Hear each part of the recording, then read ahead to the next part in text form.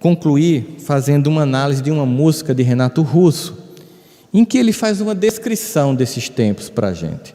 O poeta tem essa capacidade de aglutinar um monte de conceitos psicológicos, sociológicos, antropológicos, históricos e filosóficos e oferecer num pacote.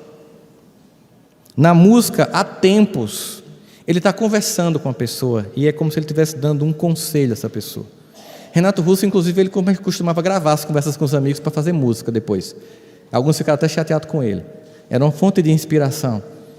E aí ele começa dizendo assim: parece cocaína, mas é só tristeza. Essa ideia da efusividade. Compra, tem, vai, balada, fica. Parece cocaína, mas é só tristeza. E esse movimento da euforia que gera uma tristeza como rebote, que acontece no uso de uma droga química, ou no uso de uma droga psíquica, ou qualquer coisa que a gente faça como vício, porque a gente quer excitação, mas como no fim de um trabalho árduo, depois vem um rebote de tristeza, ele termina dizendo assim: e por causa disso, dessa vida efusiva, que parece cocaína, mas é só tristeza, muitos temores nascem do cansaço e da solidão. Muitos temores nascem do cansaço e da solidão. E nesse processo que a gente vai vendo o autoabandono das pessoas, a reclusão própria, porque não acredita mais em ninguém, não quer mais contato com ninguém, decepção porque cria formas fantasiosas de como os outros deviam agir com a pessoa, há um descompasso e há um desperdício. E aí ele dá uma definição que é recente. Foi um artigo que foi publicado ano passado por um psicólogo americano. Aí ele vai definir essa geração, ele disse nos anos 90, gente. Essa geração são herdeiras das virtudes que perderam.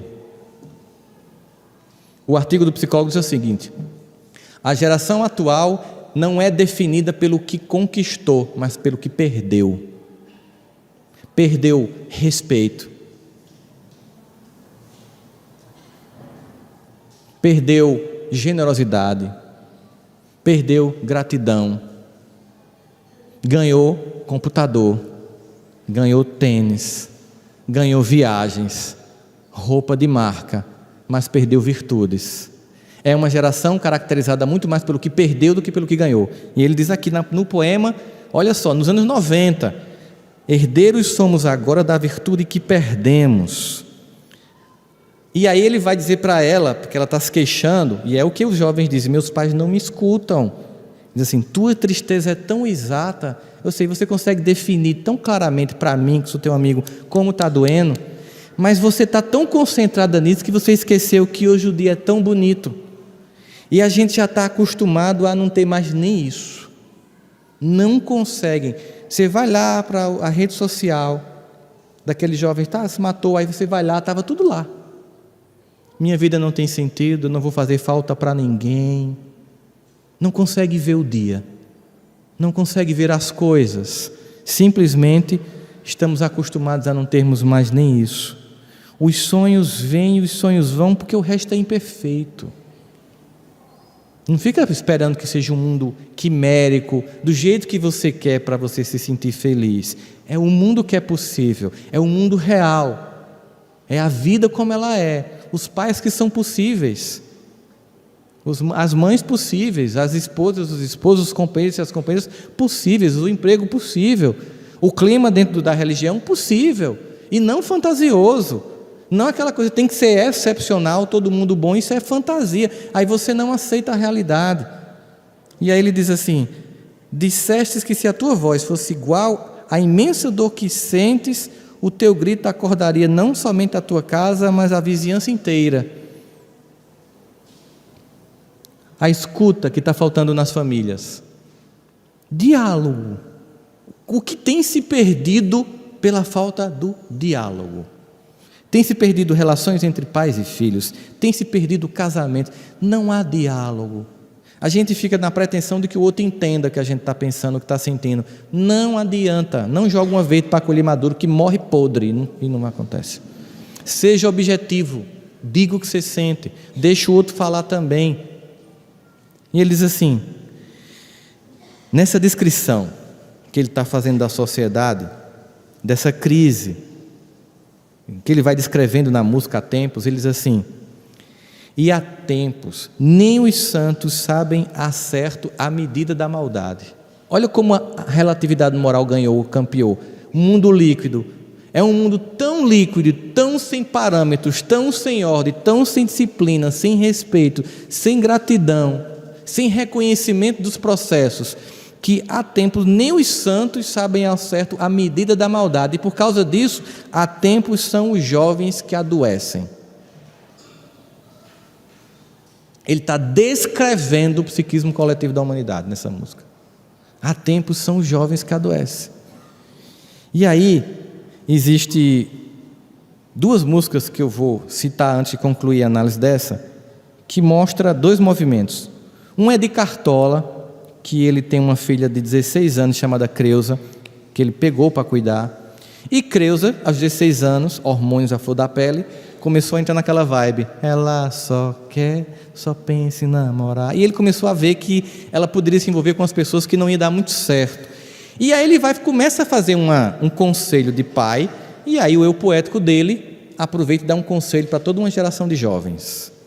Ele não está falando mais para a filha dele apenas, ou para o filho, ele está falando para os filhos do mundo. E dá um conselho, que porque não foi ouvido por Fred Mercury, ele compôs Bohemian Rhapsody, a música tema do filme. O que Cartola dá como conselho, e que porque Fred Mercury não ouviu, compõe uma música que é a resposta a não ter ouvido esse conselho, na minha percepção.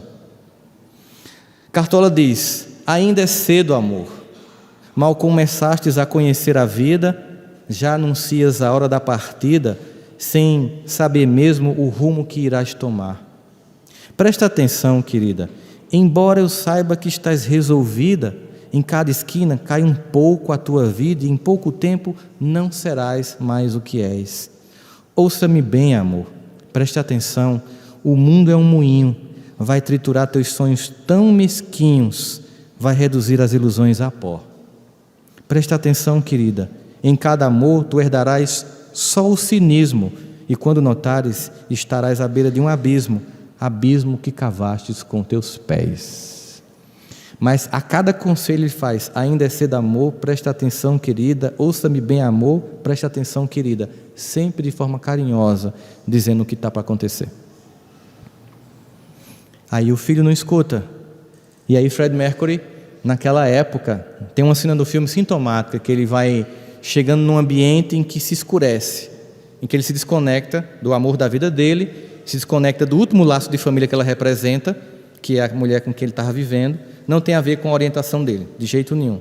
É a forma como ele foi viver aquilo, não tem a ver com a orientação dele, que fique bem claro.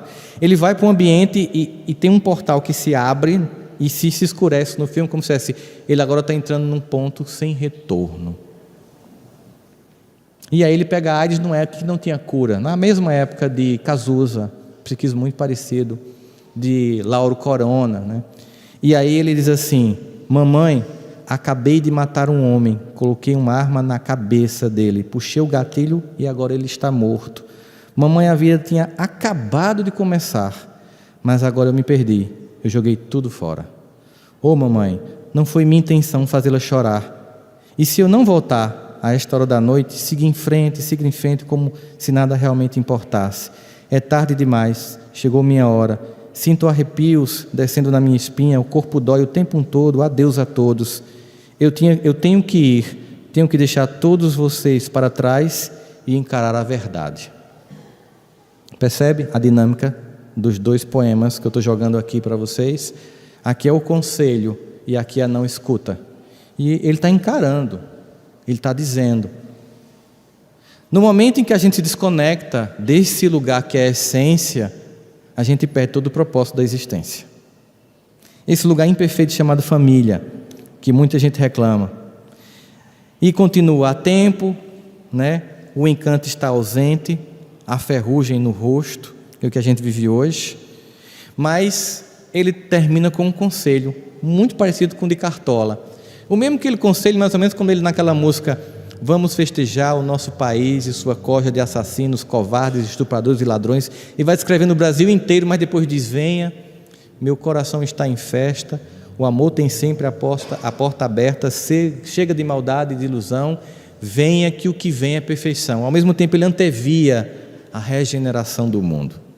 E aí depois de ele descrever tudo isso, aqui na música ele diz assim, todo esse processo todo que ele está dizendo para essa jovem, ele diz assim, mas meu amor, disciplina é liberdade. Poxa, mas disciplina não é prisão? Não, só quem tem disciplina de fazer o que tem que ser feito é quem tem liberdade de ser o que quer ser. Só quem tem a disciplina de educar um filho como tem que educar um filho vai ter a liberdade de poder dizer, eu criei um homem e uma mulher de bem e tenho paz no coração. Eu vou deixar minha carta de Coríntios lá, eu mantive essa criatura sã. Sabe quando Paulo escreve? Né? Mantive a doutrina sã, cumpri a carreira e guardei a fé. Pense isso no seu filho, na sua filha. Eu mantive essa mente sã, eu cumpri meu dever, transformei num homem e numa mulher de bem. É meu objetivo, não é satisfazer desejos, provocar caprichos, mas avançar uma alma por o Evangelho de Jesus. É esse o dever, é essa a finalidade de uma educação. E diz ainda, compaixão é fortaleza. No mundo em que as pessoas estão ficando indiferentes e veem vídeos de massacre e repassam como se fosse um jogo, ter compaixão é ter fortaleza, e ter bondade é ter coragem. Coragem da bondade dos bons, para que a gente prepondere ante os maus, do começo da pergunta de Kardec. E aí ele diz assim, onde conseguir tudo isso? Lá em casa tem um poço, onde a água é muito limpa. Referência ao lugar chamado família, o lugar fecundo, onde você se nutre das pessoas imperfeitas, porque muita gente deve estar dizendo, por que você não conhece minha família, se soubesse o poço da minha casa como é? É fácil dizer isso, né? Como se a família do outro fosse melhor que a minha, igual a grama do vizinho é mais verde que a minha, aquela visão infantil de que o outro é melhor. Lembrando, a gente nasceu na família necessária, vivemos as experiências necessárias para o nosso adiantamento. Mas diante de tudo que está acontecendo, vamos retomar. Muito mais gente sai todo dia para fazer o bem. Nesse final de semana, vai ter homicídios na cidade, talvez. Vai ter gente que vai ser machucada. Nesse final de semana, várias pessoas vão fazer o bem. Várias pessoas vão para hospitais cantar para doentes. Várias pessoas vão cuidar de pessoas com câncer. Vários filhos estão se revezando cuidando de um pai e de uma mãe idosa. Mesmo que brigando um com o outro. Hoje é teu dia, me sufoca. Normal, família é assim. Empurra mais para um, depois o outro reclama. Vocês não gostam de papai? É normal, tudo desse jeito. É isso que está acontecendo. Jovens vão para asilos. Nesse final de semana vai ser feito muito bem, mas não vai ter nenhuma notícia sobre isso. Que nós possamos noticiar o bem. Que nós possamos compartilhar nas redes sociais o lado luminoso da sociedade humana. Que nós possamos testemunhar o que o Evangelho de Jesus faz na nossa vida, o que modificou a nossa vida depois que conhecemos Ele. É isso que a gente vai fazer. E cuidar dos nossos, para que não sejam abandonados, para que não fiquem vulneráveis, para que não sejam silenciados a sua dor e que depois de muita indiferença, um ato impensado prejudique durante muito tempo as suas existências. Nós precisamos sair daqui com esperança, entendendo que apesar do mundo conseguir transmitir 24 horas ao vivo o mal, o bem se reproduz numa intensidade muito maior. Precisamos realçar isso, sem dourar a pílula de uma sociedade que está doente.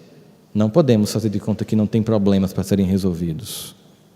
Mas, seguindo um conselho de Paulo, vê de tudo, mas retém o que é bom. Muita paz a todos.